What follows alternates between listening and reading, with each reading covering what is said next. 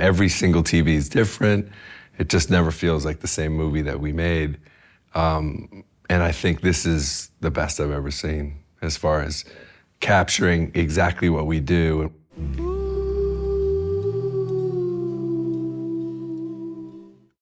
Where are we right now? We're in Sony headquarters in Tokyo. And what did we just watch? We just watched the short, Is This Real?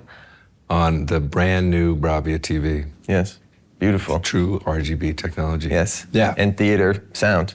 Amazing. It started with Sony asking me, would I like to be interested in making a short film? You can write anything you want, but obviously use the story to show the extreme power of this new television and its RGB technology. I just wanted to tell a story that felt like it was about the sort of emotional bond we have with our parents, even when there's like rocky ups and downs.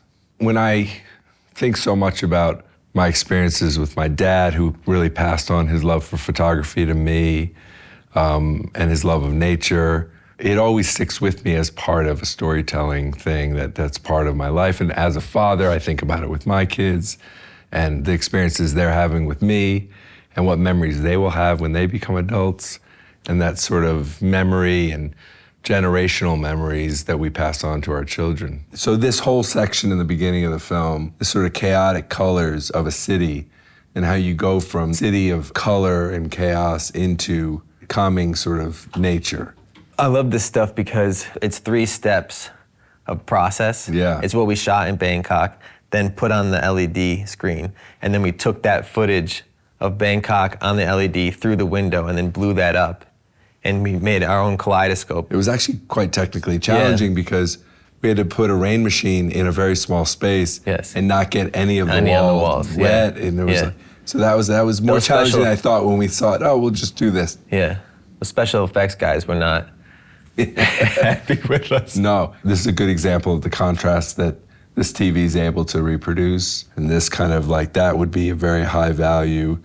And then all the sort of shadow range of this, really showing the power of both this television and the equipment that was used to shoot this movie. So we shot with Venice 2 cameras. We shot with this new mini Rialto system, the original innovation that I think was started on Top Gun, where you could separate basically the block of the recording device from just the sensor and the lens. So suddenly you took a camera that was 20 or 30 pounds and turned it into this tiny 4 or 5 pound camera.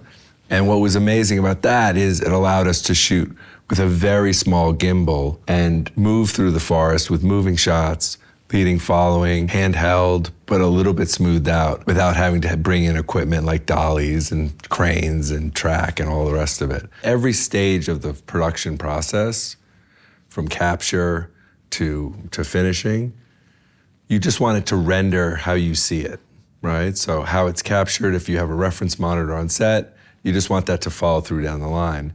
And with compression and other things, things can change over time. But the most important thing is, does it just fully render the fidelity of the picture and the color rendition faithfully? And I think this is the best I've ever seen as far as capturing exactly what we do and what we spend months coloring and finishing and seeing it really reflected at home.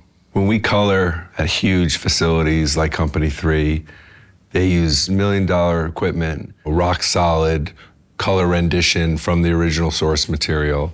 And then when it goes out to just people's homes all across the world, there's a huge gap, unfortunately. You'll see sometimes one scene looks great. It looks exactly like you remember. And then another scene, maybe it's at night, maybe it's a different environment, it doesn't do it right. And so for this, that I think the technology they've used here has solved that problem. It shocked me that you said that, because every time we watch something somewhere, so you're always like, that thing's not quite. Did you notice that the black sperm is black as they should every time? Every time. That's the first time I've ever heard you say that. No, and I was really looking with a critical eye. Yeah.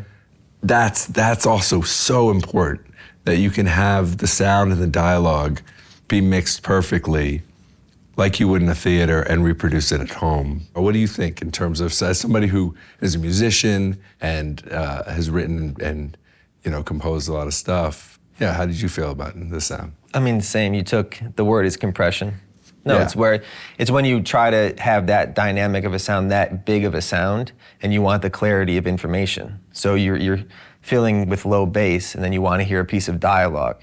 How do you separate those frequencies so that you can hear everything? You want to be immersed in the experience and immersed in the detail of the storytelling where, because it's 360, you feel like you're inside of the environment. Like I remember we were in the mixing stage and you were like, I'm not sure I'll be able to hear that. I heard something today I didn't even know was in there. I thought maybe you snuck it in when I wasn't paying attention. Movies are able to make us all feel more connected and allow us to experience other people's experiences in life. Because I know every time I watch a movie, I'm bringing myself to that movie and the movie's bringing its experiences to me. So I think it's the greatest joy to be both a filmmaker and to do something creative in your life.